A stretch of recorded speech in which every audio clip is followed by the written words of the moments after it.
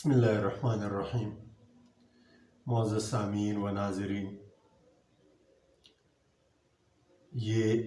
ربیع الاول کا مہینہ شروع ہو گیا ہے۔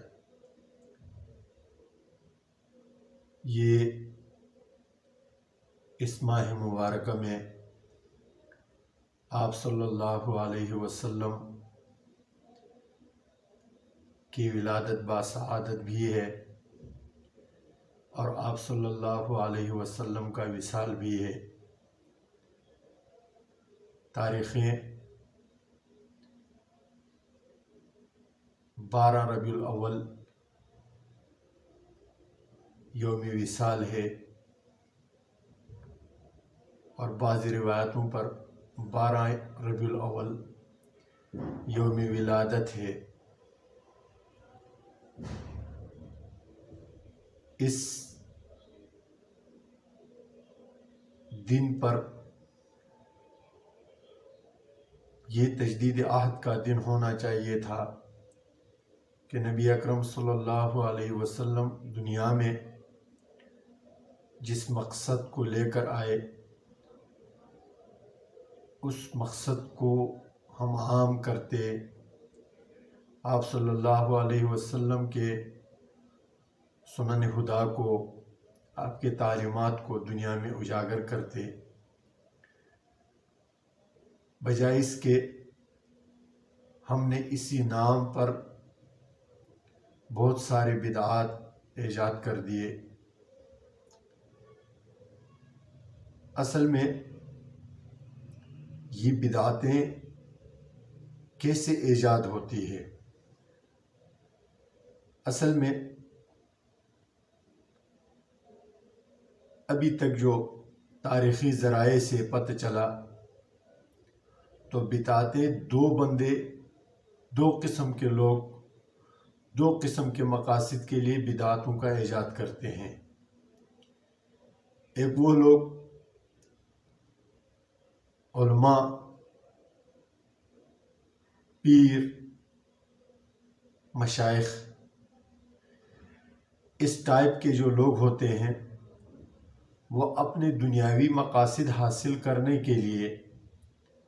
چونکہ ان کے پاس دوسرا کوئی ذریعہ نہیں ہوتا، اور جب وہ صحیح اور سنت طریقے پر چلیں گے تو ان کے دنیاوی مقاصد حاصل نہیں ہوں گے، لہٰذا وہ بدعات کا ایجاد کرتے ہیں، بدعات کو اپناتے ہیں، اور پھر اپنے پیروکاروں کو اسی بدعت پر لگا دیتے ہیں اور ان سے اپنے دنیاوی مقاصد حاصل کرتے ہیں۔ وہ علماء سو ہوتے ہیں،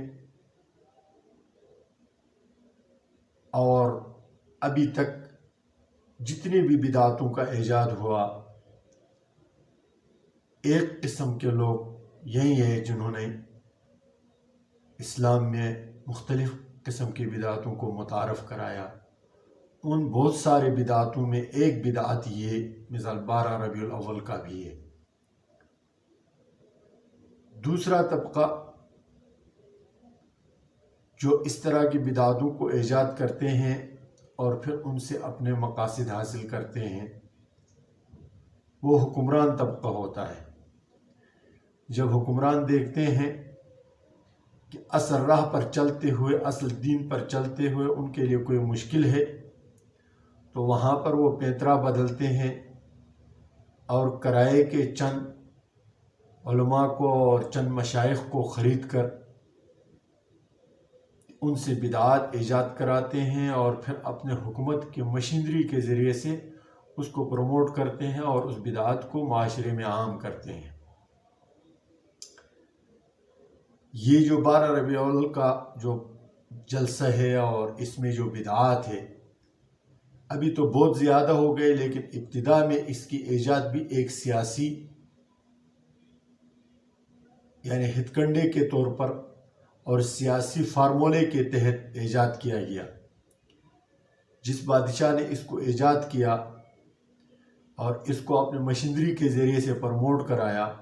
اس کے مقاصد بھی عوام میں مقبولیت تھی، اور اپنے آپ کو عوام کے قریب کرنے کے لیے اس نے اس چیز کا ایجاد کیا، اور آہستہ آہستہ یہ بہت بڑی دنیا کی بہت بڑی آبادی کو اپنے لپیٹ میں لے گئی۔ جس طرح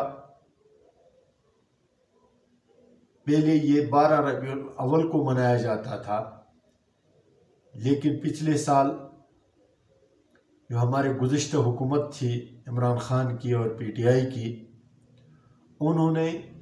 اس پورے عشرے کو یعنی بطور عید میلاد النبی منانے کا اعلان کیا، اور اس کے پیچھے بھی اس کے سیاسی مقاصد تھے، اور ان سیاسی مقاصد کو حاصل کرنے کے لیے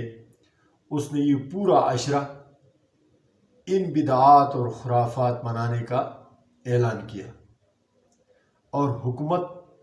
نے اپنی پوری مشینری اس کے پیچھے لگا دی، حتیٰ کہ سرکاری عمارتوں پر سرکاری طور پر یہ منایا گیا، اور یہ ایک رسم بن گیا۔ جس طرح کہ اس گزشتہ رمضان میں مولانا طارق جمیل صاحب نے بنی گالہ میں جا کر ایک بدعت کا ایجاد اس نے کیا، وہاں جا کر اس نے 27 کو یوم شب دعا منائی۔ اب طارق جمیل صاحب پتہ نہیں کتنے زمانے تک، کتنے عرصے تک یہ زندہ رہتے ہیں، لیکن اس میں اس نے 2 نقصانات کیے۔ ایک تو اجتماعی طور پر پوری دنیا میں میڈیا کے ذریعے سے اس دعا کا اشتہار کرایا گیا، اور پھر لوگوں کو دعوت دی گئی کہ ٹی وی پر بیٹھ کر اس دعا میں شامل ہو جاؤ۔ تو ایک تو یہ آئندہ بھی اس طرح ہوگا، کیونکہ ایک بدعت ایجاد ہو گئی ہے۔ دوسری بات یہ ہے کہ اس شب دعا منانے سے نقصان یہ ہوا کہ مسلمانوں کے تعلیمات میں یہ بات بتا دی گئی تھی کہ آخری پورا عشرہ رمضان کا یہ عبادت کے لیے ہے، اور اس میں جو لیلۃ القدر ہے وہ نامعلوم راتوں میں ہے۔